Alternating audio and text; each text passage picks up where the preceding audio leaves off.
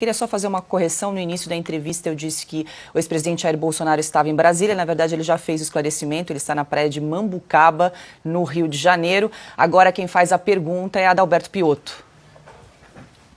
Presidente, boa noite, Paula, boa noite a todos os meus colegas aqui. Hoje o presidente Lula disse na cerimônia de posse do ministro Lewandowski na Justiça, que a Polícia Federal não persegue ninguém. A frase está num contexto em que ele continua dizendo que, na verdade, a Polícia Federal não deve se meter na segurança dos estados, ou seja, na política de segurança dos estados. Mas a frase textual é essa: a Polícia Federal não persegue ninguém. Presidente, qual é a sua opinião sobre o que faz a Polícia Federal hoje, embora seja uma organização, uma instituição de Estado?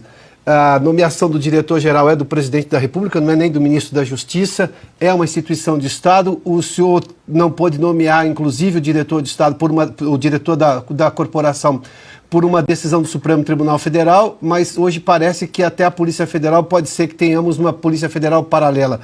O senhor acha que estamos nesse risco? Existe essa possibilidade de uma instituição de Estado estar, neste momento, a serviço de algo que não o Estado? Olha, eu sei o que é hierarquia e disciplina. Eu integrei o Exército Brasileiro por 15 anos. E você acata ordens superiores.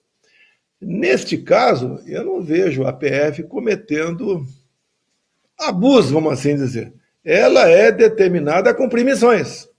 Então, assim, ela veio em Mambucaba, sentiu o constrangimento de quase todos, agentes, e um delegado, o outro não, o outro estava bastante arrogante até, mas não foi desrespeitoso comigo, assim como vi também o constrangimento da Polícia Federal quando foi na minha casa atrás do cartão de vacina. O dono do inquérito, desses inquéritos secretos, é o senhor Alexandre de Moraes, ele que determina, e a Polícia Federal vai cumprir. Em alguns momentos aqui também, lá em Brasília, a gente conversa. Logicamente, eu não falo o nome dos policiais, né? E eles falam que estão cumprindo ordens e não querem responder um PAD. É um processo administrativo disciplinar. Então, não é a Polícia Federal que está fazendo isso. Logicamente que isso desgasta a Polícia Federal, porque elas não podem perseguir ninguém e acredito que não persigam. Mas nos parece, né, que existe, por parte do ministro encarregado dos inquéritos, uma PF paralela, que ele escolheu a dedo essas pessoas para botar lá e paga missão para essas pessoas a cumprir certas missões. E muitas vezes, pelo que nos parece, o embasamento para cumprimento dessa missão tem que ser do próprio Polícia Federal. Você vê esse caso aqui, o que embasou essa busca e apreensão desse inquérito aí da ABIN paralela?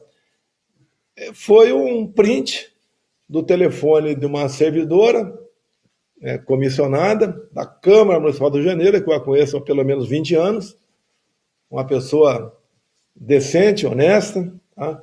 Onde ela pede o andamento de um processo por ramagem. Daí vem aquela história, pelo relatório da PF, né? Esse print é de 2020, depois notou-se que não era verdade. Em 2020 o Ramagem estava comandando a ABIN.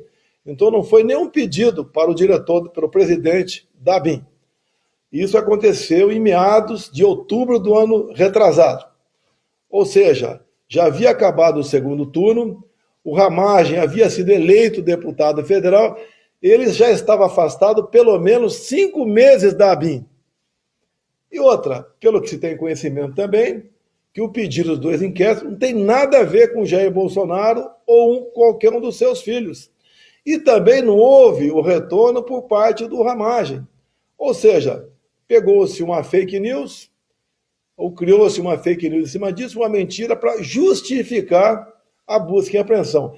Eu não quero botar na conta da Polícia Federal, mas com toda certeza, essa possível PF paralela, ela está realmente completamente subordinada aos caprichos do dono desse inquérito que já dura anos e que não tem qualquer embasamento por parte aí do Ministério Público. Bom, agora 18 horas 11 minutos, mais de 210 mil telas exibindo o programa. Somos neste momento a maior live do YouTube no mundo, graças a você, a nossa audiência. Silvio Navarro também tem uma pergunta para o presidente Jair Bolsonaro. Boa noite, Silvio. Boa noite, Paula. Boa noite, presidente. Na segunda-feira, durante a entrevista aqui no Sem Filtro, o senhor disse que um bloco de anotações utilizada numa live recente também foi levado pela Polícia Federal aí da sua casa em Angra dos Reis. E o senhor, obviamente, não é alvo do mandado de busca e também não é alvo do inquérito. O senhor, os seus advogados sabem hoje de quantos inquéritos o senhor é investigado? Porque, aparentemente, só o gabinete do ministro Alexandre de Moraes tem essa informação. Olha, você pode ver, o ministro Alexandre de Moraes, segundo a Folha de São Paulo, me investiga juntamente com todos os meus assessores diretos desde 2021, no inquérito de fake news. Quando numa live, nós falávamos antes de vacina, de Covid, eu li a manchete de uma revista Época, de uma manchete de uma revista. E em cima daquilo, no dia seguinte, o senhor Alexandre de Moraes me botou no inquérito como está propagando fake news. Olha, eu li a manchete numa revista.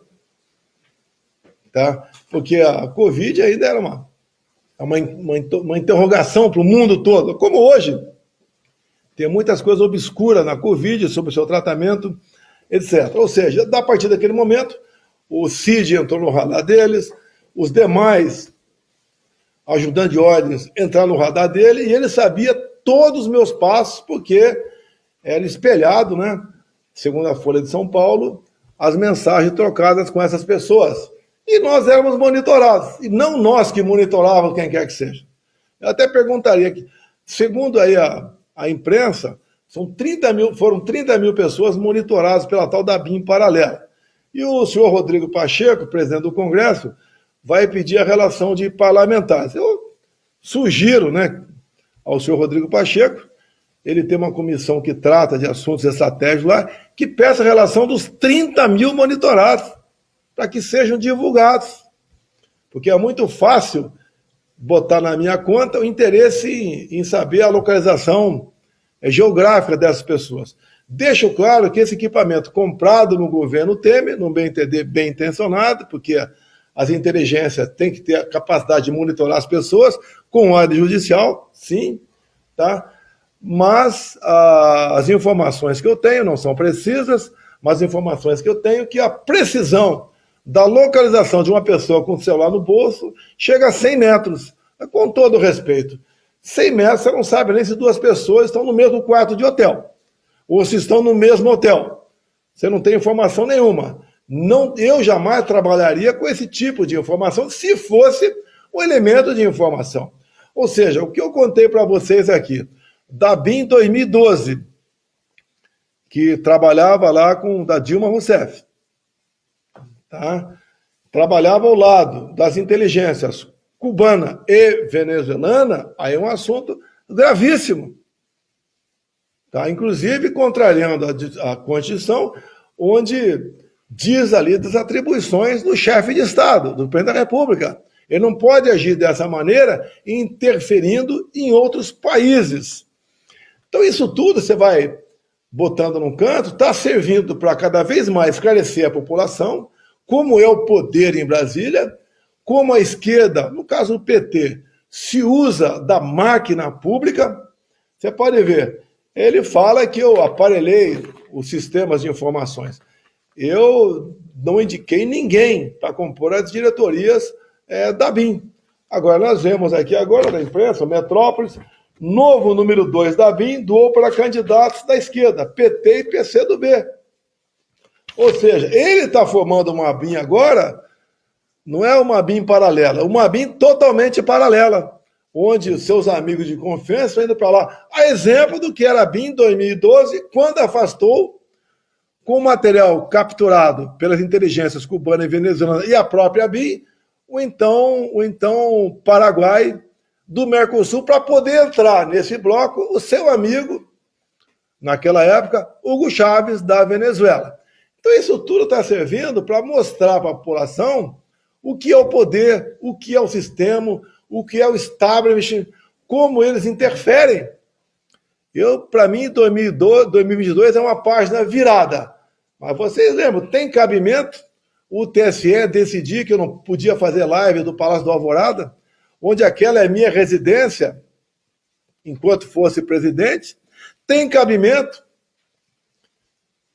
derrubarem apenas páginas da direita, como, por exemplo, aquela página dos empresários golpistas? O objetivo foi tirar o Luciano Hang da sua atividade política, era um direito dele, para Jair Bolsonaro, que era um direito dele. Cada um tem o direito de fazer campanha para ser o candidato. Mas o objetivo foi atingir o senhor Luciano Hang, que agora recebeu uma multa de 80 milhões de reais, né? Não é o caso entrar nesse assunto aqui. Mas tem cabimento eu não poder divulgar a imagem do 7 de setembro? Eu gastei R$1 em recurso público para que a população transformasse a região da Esplanada dos Ministérios como algo inacreditável, nunca ninguém viu aquilo. Pode o senhor Alexandre de Moraes, com o seu TSE, porque ele tinha lá o Benedito Domingos, que era missão dada, missão cumprida, ninguém vai negar isso. E mais dois, que vêm dos advogados, Lissa Tríplice, que o Lula recebeu Lissa Tríplice, mas atendeu ao chamamento do senhor Alexandre de Moraes para indicar essas duas pessoas. Então é um TSE bastante parcial, né?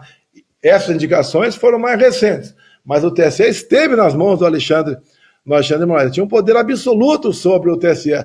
Tem cabimento eu não poder divulgar imagens do enterro da rainha ou da minha ida à ONU?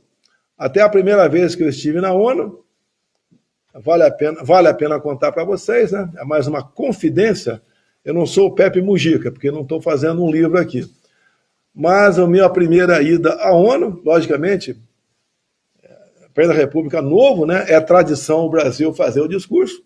Eu juntei as pessoas, umas 12 pessoas lá no Alvorada, pessoas do Ministério das Relações Exteriores, pessoas da ABIN, pessoas do Ministério da Economia, e comecei a tração naquele primeiro dia, qual seria o que eu falaria na ONU? Para minha surpresa, no dia seguinte vazou tudo na imprensa. Daí o pessoal chegou na manhã, né? Eu falei, olha, como vazou tudo, eu vou fazer o meu pronunciamento da ONU sozinho. Eu vou pegar aqui um ajudante de ordem meu, que vai ser meu digitador. E eu fiz o discurso para a ONU sozinho, sem a participação de ninguém. Porque para vazar não interessava. E eu lembro que fiz, estava em voo, a internet pegava muito mal naquela época no avião, mas quando cheguei lá, queriam que eu apresentasse o discurso antes, para botar no teleprompter em acrílico. Eu falei, não vou dar para vocês. Ah, mas eu leio o discurso no papel. Vai pegar mal? Que se exploda, que pegue mal. Eu resolvi, minutos antes, entregar o discurso para que, então, botasse no teleprompter ali. Se eu tivesse botado algumas horas antes, ia ter pressões, eu ia sofrer pressão, as mais variadas possíveis, não pode falar isso, não pode falar aquilo. Eu recomendo, quem tiver tempo, tá, meu discurso na ONU 2019, assista e faça uma comparação com o que está acontecendo hoje em dia. Eu entendo um dos raros discursos de um chefe de Estado defendendo o seu país, mostrando a realidade. Tanto é, quando acabei meu discurso, uma hora depois, aproximadamente, eu peguei um ajudante de ordem e falei, olha, se informe aí como é que está a repercussão no Brasil. Daí ele informou, está horrível. Eu falei, está horrível, perante a imprensa? Então é sinal que eu fui muito bem na ONU. Então eu não podia mostrar trechos desse discurso na minha campanha eleitoral. E também não podia mostrar, por decisão do TSE, o Lula defendendo o aborto. O Lula defendendo roubo de celular como um direito das vítimas da sociedade, né? Para tomar uma cervejinha. Eu não podia botar a imagem do Lula com o seu boné lá do CPX. Ou seja, eu não podia mostrar nada. Eu não podia mostrar nada do Lula do passado. Agora, o outro lado, o governo fez uma campanha que eu era pedófilo que eu queria acabar com os direitos trabalhistas, que eu não gosto de... Aquela historinha de sempre, né? De negros, de mulheres, de nordestino, aquela presepada toda. Ele teve livre para o lado de lá fazer o que bem entendesse. O lado de cá não podia fazer absolutamente nada. Então, tivemos, sim, uma participação do TSE favorável ao lado. Não vou falar em urna eletrônica aqui. Esqueça urna eletrônica, tá? Isso agora com a Venezuela. Com a gente aqui não temos mais nada a tocar sobre esse assunto. Então, isso tudo incomoda certas pessoas. E a gente vê que, após as eleições, alguns, né, falando, pessoas importantes em Brasília, missão dada é missão cumprida, mas salvamos o Brasil de uma ditadura. Ou seja, salvar o Brasil de uma ditadura, me tirando fora, não sei como, tá?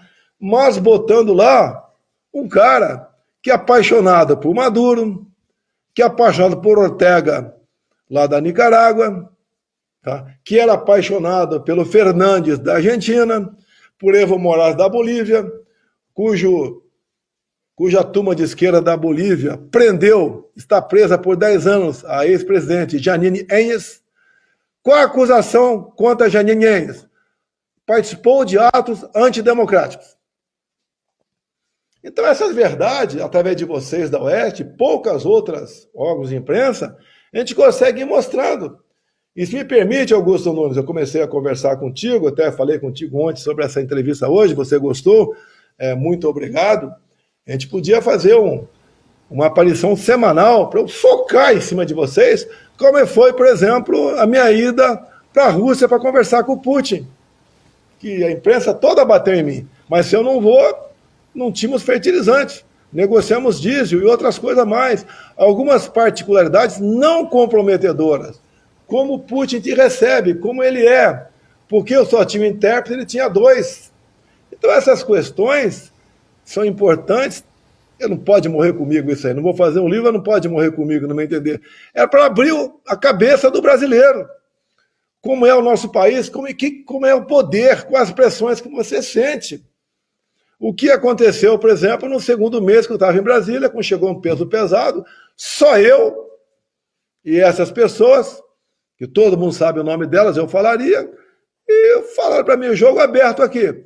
Ou você pega o MDR, que é o Ministério do Desenvolvimento Regional, racha no meio, criando o Ministério da Cidade, ou você não vai governar o Brasil. É esse tipo de pressões que você sofre. Como reagir a isso? Quero contar para vocês. Se for o caso, falo nomes. Para acabar com essa historinha que eu sou o homem mau do Brasil, que eu tinha uma BIM paralela, que eu queria dar um golpe. Esse golpe de 8 de janeiro. Deixo claro, em dezembro, atendendo o pedido do Lula, eu nomeei os 3 comandantes de força, ainda no meu governo. Como é que eu queria dar um golpe com o comandante de força nomeado pelo Lula? Quem vai dar golpe sem força, sem arma? Essa neurose de golpe tem que acabar. Parece que uma pessoa falou que era golpe, prende gente.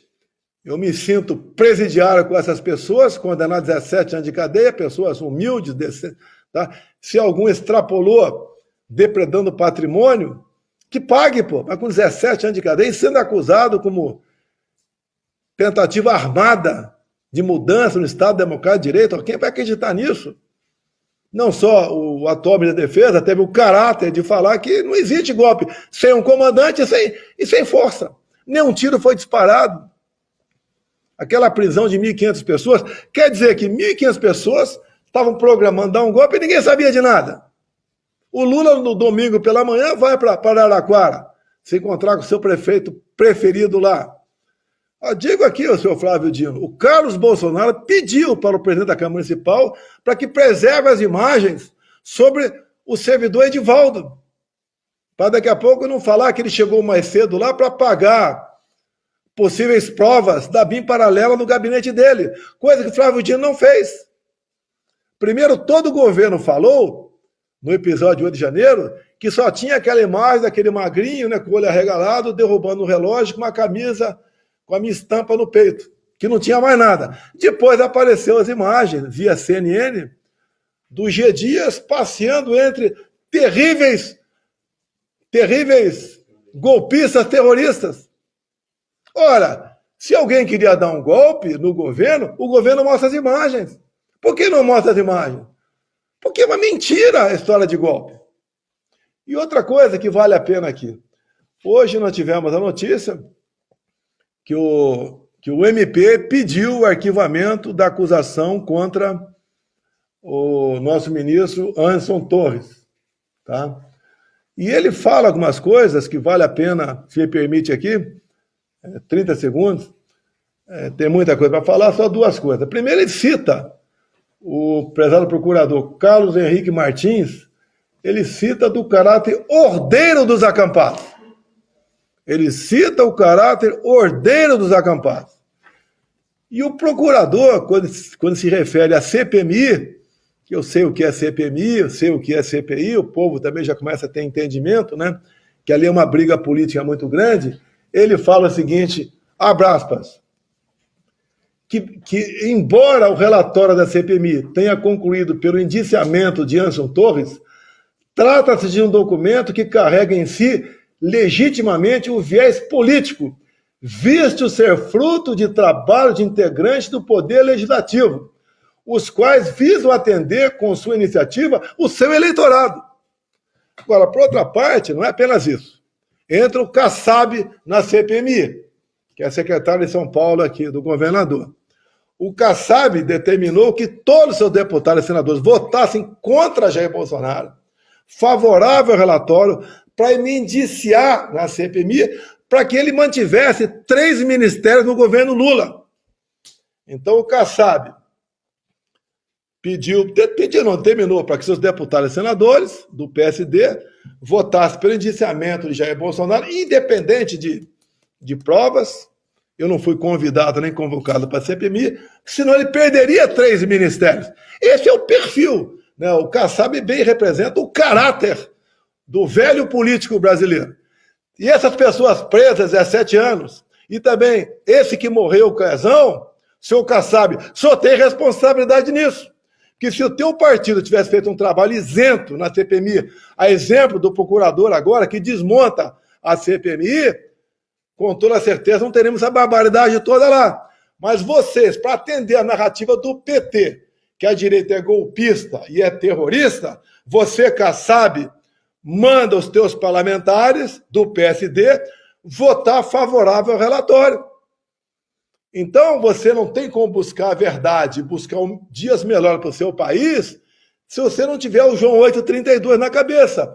E conhecer a verdade vos libertará. E o Kassab foi ministro das Minas de Energia, eu acho que da Dilma lá atrás. Eu não sabia a diferença de gravidade para gravidez, mas era ministro das Minas, da Ciência e Tecnologia. Então esse é o que produziu essa CPMI. Como a CPI do Senado produziu a questão da Covid. Quantas vidas poderiam ser salvas se não tivesse o caráter político da CPI do Senado sobre a Covid? Quem define o tratamento não são os senadores da CPI, nem ninguém do judiciário, é o médico, e ponto final. O médico não tem o direito, ele tem o dever de salvar vidas ou diminuir o sofrimento das pessoas, e foram impedidos de trabalhar. Que tudo era, não tem comprovação científica. Ora, meu Deus do céu, quem decide isso é o médico. Se os médicos militares, por ocasião da Guerra do Pacífico, tivessem que esperar uma comprovação científica se água de coco poderia ser injetado na veia do soldado em lugar de sangue, ia sobreviver ou não, muitos teriam morrido. Não tinha mais sangue, o médico pegou lá um coco mais novo, com menos potássio, e meteu água no braço do cara, e o cara sobreviveu.